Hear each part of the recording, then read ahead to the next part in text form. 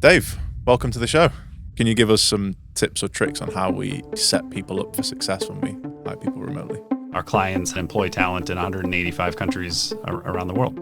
We are looking for people who are bought into this concept of remote work, asking people how they structure their day, what kinds of things they do outside of work, so you can kind of get the sense for, have they thought through how to balance work and life when maybe work and life are both happening in the same room or same apartment or same home. After COVID, pretty much everyone was remote working, and if a manager's only used to managing people in an office and then you give them a remote team, they're going to struggle.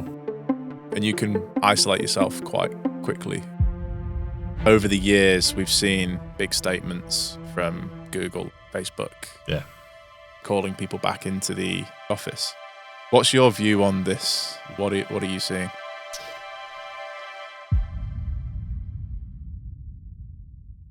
Dave, welcome to the show. Thank you for having me. Great to be here. Yeah. Initially, introduce yourself to our audience. Tell us a bit about your current role and what you guys are doing at Remo First. Sure. Yeah. So I'm David Hughson. I'm the Chief Revenue Officer at a company called Remo First. We're an employer of record. We help our clients hire talent and employ talent in 185 countries around the world. Fantastic. And you guys have been growing fast, as we discussed previously. So tell us a bit about what's been happening over the last, I guess, sort of 12 to 18 months, and what's it been like leading a hyper-growth company in such a competitive space? It's been fun. I think the story for Remo First starts back in 2021 when the company was founded. To start 2022, we raised an initial seed round of funding of about $14 million. Since then, we had a $25 million Series A at the beginning of 2024. And so throughout that entire time, it's been about growing the product and finding new ways to support and serve our customers, and building out our own internal global team to make sure that we're, focused in the right areas, both in terms of functions and geographies. It's been trying to just kind of keep a reins on things as we've grown at a pretty, incredible rate over that time. But we're having a lot of fun with it, and it seems that our customers are responding well, and the market is responding well to what we're doing. What was the gap in the market that you guys saw when the business was founded? And clearly that's a gap that other people have seen given the backing you've had. Yeah. So I think, first, just looking at the market opportunity, there are businesses, every style and size of business that wants to grow globally at some point, right? And I think that trend of people trying to build global teams has only increased over the last 5 or so years. Certainly COVID was an accelerant to the idea that people finally realized that remote work could really work, and that you could identify and hire talent in different parts of the world. Prior to employer of record as a product or as a service, the way people would go about doing that was very time consuming, very expensive. So they would try to set up entities in various countries around the world, and that could cost tens of thousands of dollars and take months, if not years, to put all of that infrastructure in place, depending on the size and complexity of the business. There were other organizations that were going about it by engaging people as independent contractors and just effectively, wiring money across borders and into all different corners of the world. And that has all sorts of compliance challenges with it, logistical challenges. So employer of record kind of sits at the nexus of those options, where you can, in a very compliant way, without having to understand the nuances of local legislation in 185 countries, you can engage talent through employer of record platforms. So the concept is not new. It's been around, and certainly there are some, interesting companies who were, call it pioneers in the space of employer of record.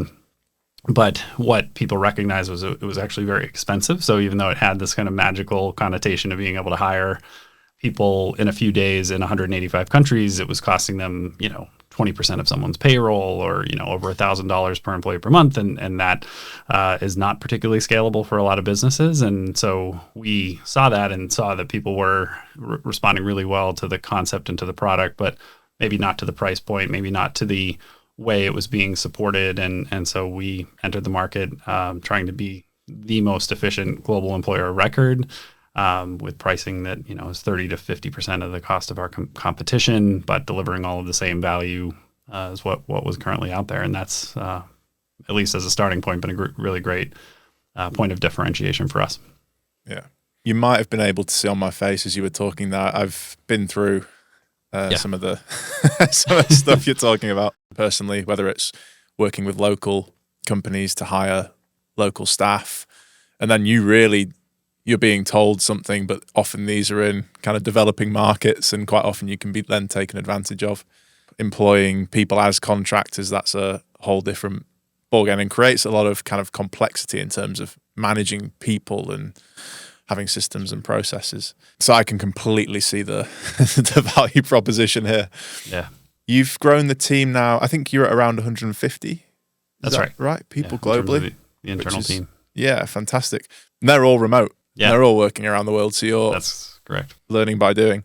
Yeah. What's been the biggest challenges to you in terms of growing and scaling your team? So for the 150 people that we have internal at Remo First, they're spread across roughly 30 countries. So, that's about as diverse as you can get geographically for a company of that size. And, I'd start with the opportunities that it creates for us are incredible. And the idea that we can, bring that diversity of talent into the business and learn from people from different parts of the world. It also, from a go-to-market perspective, it makes my life easier because we don't have to limit our focus to, in my case, the US market. We can instead have voices and hands in different markets all around the world. So there's a tremendous amount of upside. But, as you said, we're learning by doing and just thinking about, communication styles and methods and time zones and all of those factors that are thrown into trying to engage your team, trying to motivate your team, and keep people connected to the overall mission and vision of the company. It certainly has its challenges, and I don't want to say we always get it right, but I think we've done a great job of kind of acknowledging some of the difficulties of doing that in a remote way, but focusing on the positives, focusing on the flexibility that it brings to the team, and using that as an offset to any of the challenges that it might create. And I think overall, a big thing for us has been identifying individuals who are comfortable in that type of work environment. The net result of obviously a global pandemic is that a lot of us, got some experience working remotely at one point or another in the past, 5 or 6 years. And so we naturally can identify people who have been remote previously or understand what it is to move to work remote. And so, they're not experiencing it for the first time with Remo First, and that helps. But yeah, we're certainly always looking to get creative in terms of ways to keep the team engaged. Yeah. And I think it's important to highlight the opportunities that do now exist for companies, for leaders, in terms of being able to literally hire someone kind of from anywhere in the world. And I remember when this was a realization for us, we had sort of 4 or 5 offices globally. And traditionally, whenever we were hiring a role, you'd have to search in one of those cities. And then there was the realization that actually we can find the best person who's the best priced anywhere in the world. It's a real privilege. And your company's at around 150 people. Again, previously, having global international reach and teams would have been just for those huge businesses who could afford all that infrastructure. Whereas now, what an amazing opportunity for smaller businesses. Yeah, we talk about democratizing access to talent. We talk about freedom of work, and as you said, the opportunities that it unlocks both at the employee level and at the employer level are truly incredible. We have people working on the team who are in markets, countries that otherwise just really would not have had access to these kinds of opportunities. Our founder himself, he originally is from Kazakhstan, and he talks about this a lot, that Kazakhstan as a sort of domestic market is not a place that you would necessarily think of in terms of generating innovative technology talent or job opportunities. And so when he was getting started, it was about relocating to the UK as a place to initially start to find that type of opportunity, either in terms of education or work. Who better to kind of buy into this idea of helping others build remote teams than somebody that otherwise might have been limited by their geography. And so, yeah, we think it's super exciting. You mentioned, compensation being a factor as well, like, wage arbitrage, and this idea that some of the people who are just as qualified, if not more qualified for certain roles, could be found in markets where you might be paying 50% less than you might be in some traditional high growth markets like New York or San Francisco. I mean, that kind of thing can really move the needle for a small business and allow you to, focus your investments in other key areas like growth and whatnot. So yeah, we feel like the upsides are one, self-explanatory, but two, we kind of continue to find new ways to take advantage of this style of working. What do you look for? You talked about when you were growing the team and you were looking for certain things when hiring staff who were going to be remote.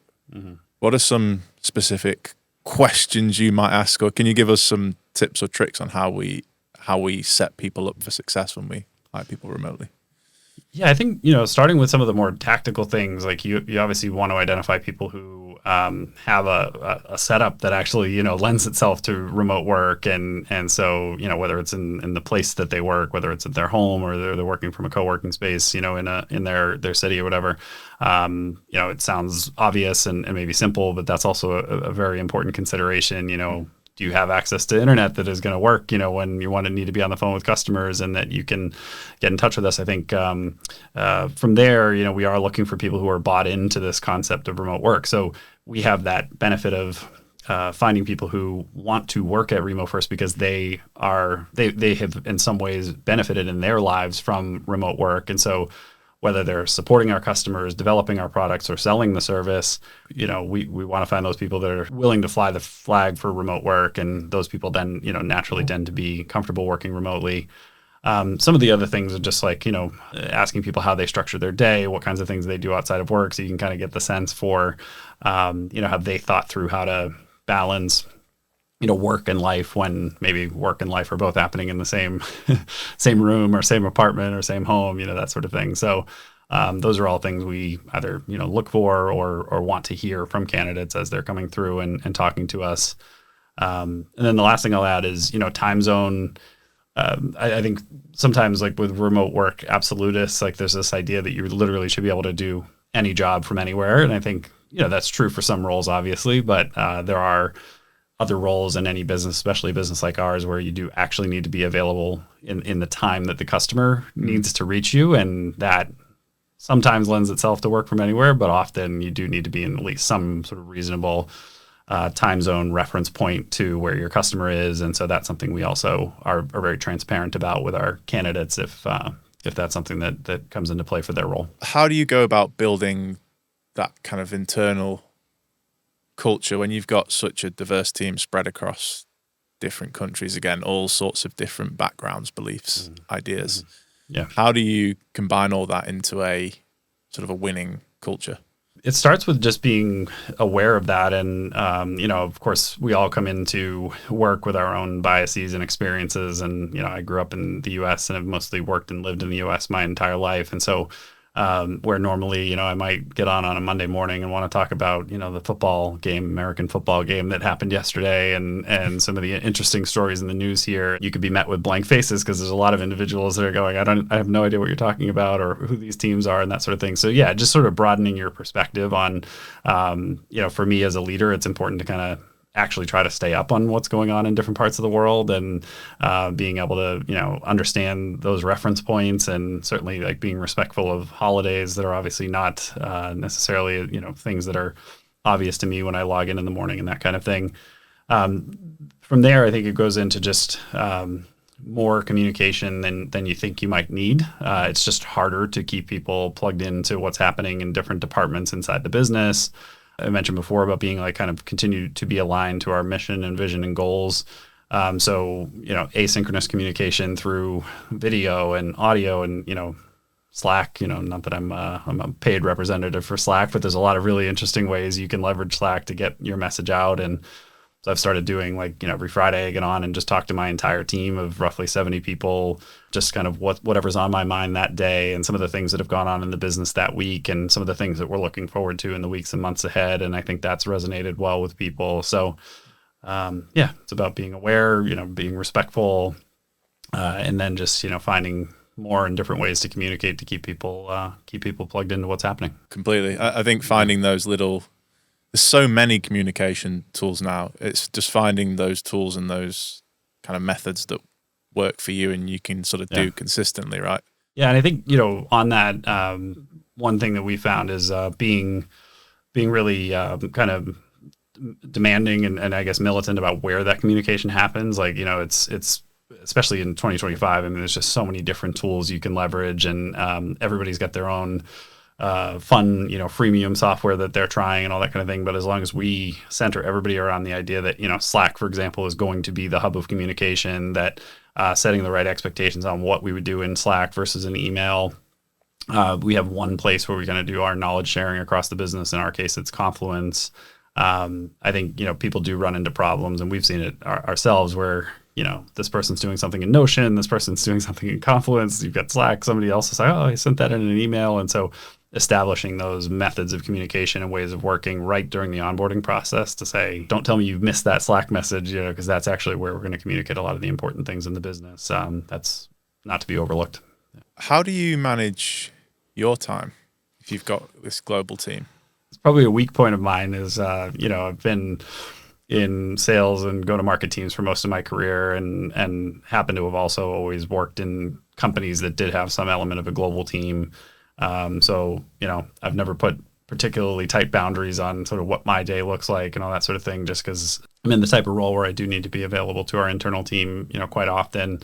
I think for me, it's just about establishing that I generally will be available in most hours of the East Coast, for example, like, starting at 7 a.m. and maybe all the way through to 8 or 9 p.m. But that also doesn't mean that I'm going to be available right at the moment that they need me. And so what I mean by that is, there will be a day when I'm going to be offline or a time when I'll be offline because I want to be at a kid's sports event or something like that.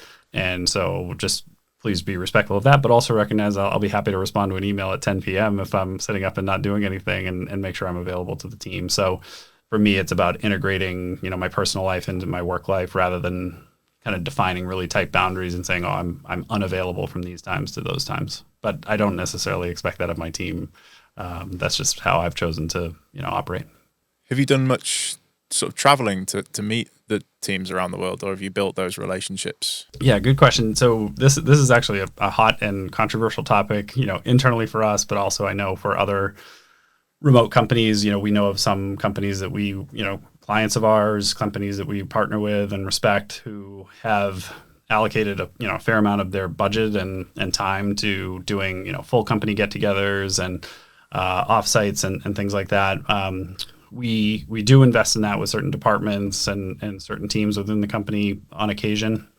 Overall, though, we try to do it more organically, where just a recent example was we had a big presence at Web Summit in Lisbon, and our founder was speaking there, and we happen to have a number of folks who are in that general vicinity, some people who live in Lisbon, others who maybe are in Madrid and other places nearby. And so that became just an obvious time to say, hey, for those who are around, like, let's take a couple days and get together here. But in general, honestly, for us, we are not going to invest in that whole company get together.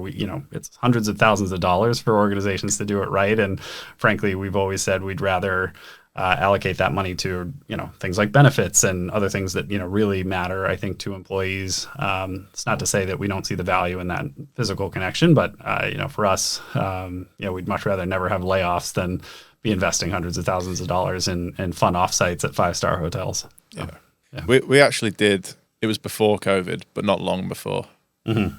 We did an all company get together. So at the time, I think that was about 120 staff. It's a big group. It's a big group. Yeah.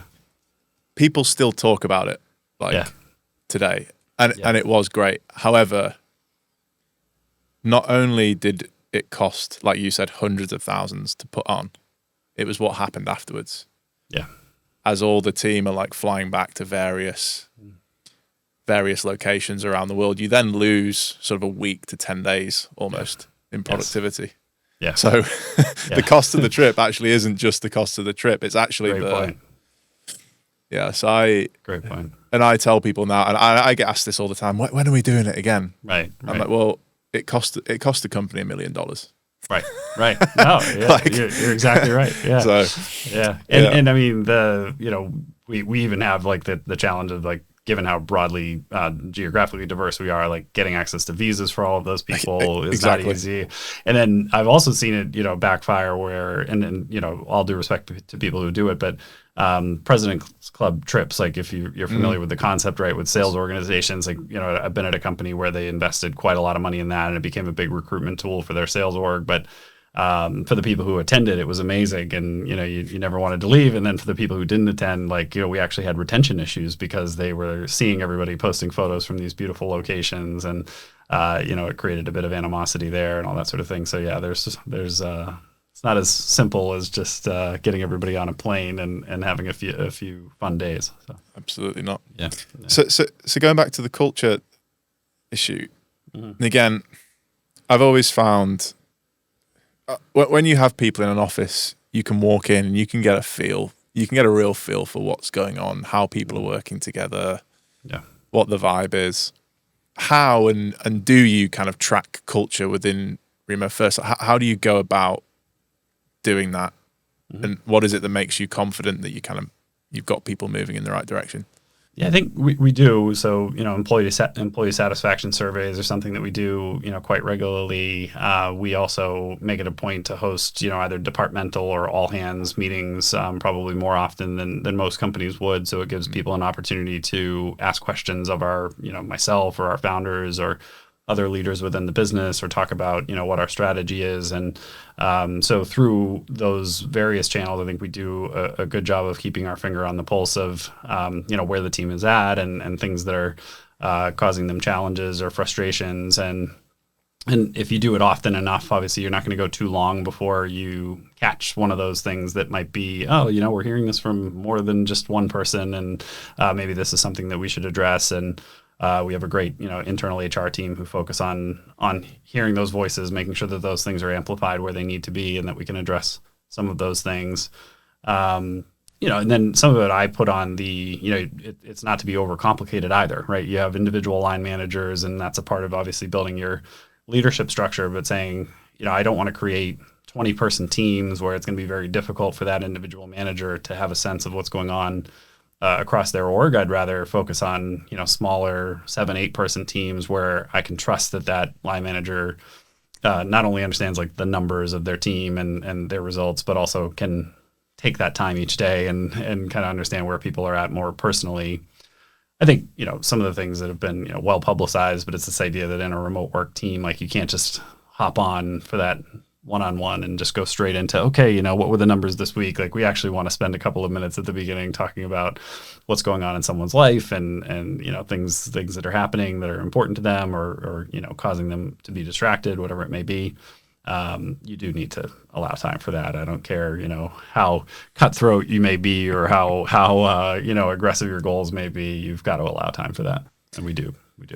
Yeah, that's really interesting because there's so much of a drive for efficiency. Yeah. And I found myself doing this where I'm like, I'm going to cancel this call because I just don't think it's the most efficient use of my time. And you can isolate yourself quite quickly with that kind of mentality. Absolutely. Yeah. One thing we've also done is, I think it was our founder who kicked it off with a number of us, but where you kind of identify your own operating system, like to use the software term, and talk about like your own ways of working. And so like one example that I remember coming out in this was I'm not somebody that if you just Slack me now and say, hey, I need a yes/no decision on this, and here are a couple of factors, like I don't operate well in that type of environment. Like I'm not, I don't belabor on decisions, but I do need a little bit of time to process and all that kind of thing. And you do need to understand that about all the people you're working with, and saying, all right, well, maybe I'm not going to throw something at Dave and tell him I need a 10-second turnaround on the response. Maybe this will be a much more effective conversation if I give him at least an hour to think about it and maybe pour over a couple of reports or whatever. You can't just assume that everybody's going to be aligned to your exact ways of working, and that there aren't other ways that they become motivated or more engaged on a day-to-day basis. And you have some of those people that just wanted 10 minutes to tell you about their day yesterday or the football match they attended this weekend, that sort of thing. So you got to allow time for that. For those execs who are, excited to grow their teams globally. They see opportunities around the world. To access those opportunities, they need to access global talent. When they reach out to you guys at Remo First, what's the process? What happens from there? So, really, we're talking about from the time that they've identified a candidate who they're interested in hiring through to, having that individual with a signed employment contract and being set up for their first, payroll or their first day of work, and then, by extension, their first payroll. We're talking a matter of days. So, this is something that we do have people who come to us quite often who maybe, don't have all of their ducks in a row, let's say. And they're like, well, I kind of already extended an offer to this person informally, and we kind of need to get this buttoned up. And, oh, by the way, they start on Monday. So, we're accustomed to dealing with those kinds of situations. But yeah, once they've agreed to the terms of just working with Remo First and understanding, the nuances of the employer of record model, we just go straight into really, it's more focused on the employee at that point. Who is this individual? What country are they working in? Do they have citizenship in this location? We support expats and visa in about 85 countries as well. So that's something that we, it's a bit more complicated, but we do that as well. And so it's like just really understanding everything about that individual and the work they're going to do. That allows us to then put together, a compliant local employment contract, bring that back to the employer to ensure we've addressed all the terms of employment. A lot of this is happening on our platform, but also with our customer success team. And then it's the employee's turn to, kind of come forward with any last minute requests, questions. A lot of times at that point, we're talking about statutory benefits, more in the kind of, private medical insurance, that kind of thing. And they're off and running. And, then they can, the hope being that, all of that is a minimal distraction so the employer can get straight into, onboarding this individual, making sure that they understand their goals and what they're trying to achieve together as a team, and spend a lot less time on, the legal and compliance aspects, which we're handling on their behalf. Yeah. And you mentioned at the beginning of the call that you guys are able to do this at much cheaper rates than other competitors. What is it about your model that's allowing you to be so efficient?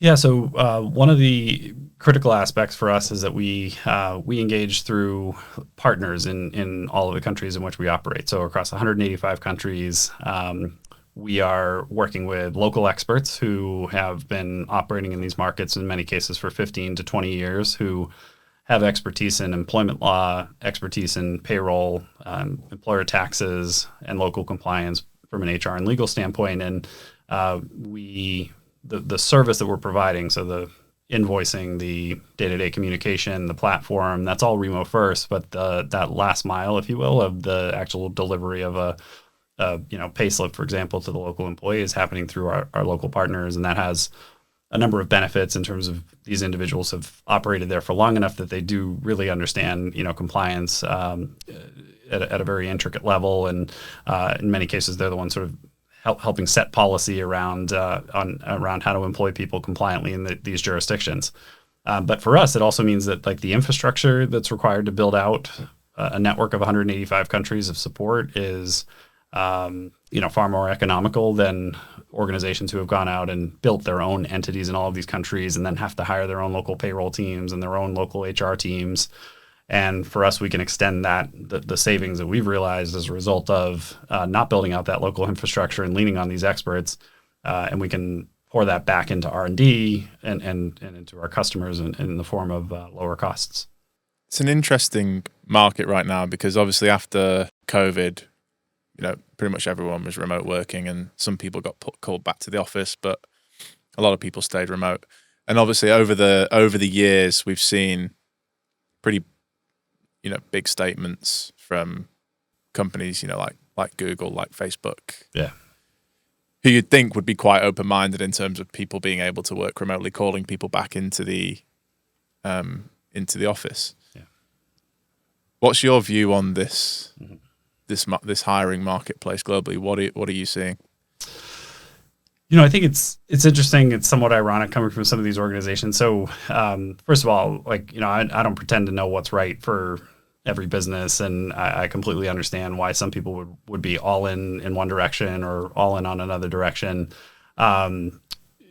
One of the things that is true, though, in the case of Google, Facebook, and others, is they definitely are still leveraging a global workforce. They may say that, if you live in Palo Alto, we need you to come to the office, but that doesn't mean that they don't also have a huge center in London and that they have a huge center in Berlin and that's replicated in different places around the world. So that we agree on, which is, they may be absolutists about being in the office, but they also believe in a diverse, global team. And so we see that. I do think it's really hard for people to be hybrid. I think this idea that you can be, sort of in office, sort of remote, like you just confuse your workforce, you confuse your managers. I've been a manager in a hybrid business, or at least where we were attempting to be hybrid, and it failed miserably. So that I'm fairly certain, is misguided, I think, for a lot of organizations.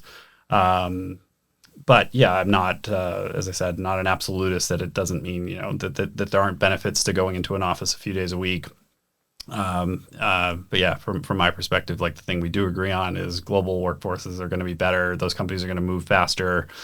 The other thing that you can kind of read between the lines in some of these cases is that they don't trust their employees to get their work done in that remote environment. I think that comes into, okay, well, are you just not willing to invest the time, resources, effort to try to do this asynchronously, and it's just easier for you to do it when you can physically see those people and check their badge swipes and all that kind of thing? I think that's a lot of what, the subtext, at least for me, when I see those headlines. Completely. It's like you said, it's when you're recruiting people, are you recruiting them? Are you recruiting people who are actually going to be able to thrive in that environment? Yeah. So I think it's also perhaps fair to suggest that some people are really well suited to working in an office. Others are much more suited to working at home. Yeah. Doesn't mean that those people can't obviously learn to do both, but a lot of people don't kind of want to completely change everything they've ever done. So right. Yeah, recruiting in the right way, making sure you've got the right systems, and also you mentioned there, making sure managers have the tools. If a manager's only used to managing people in an office and then you give them a remote team, that's a difficult job. They're going to struggle. Yeah. Thank you very much for joining us today. It's my pleasure. Thank you for having me. This has been great.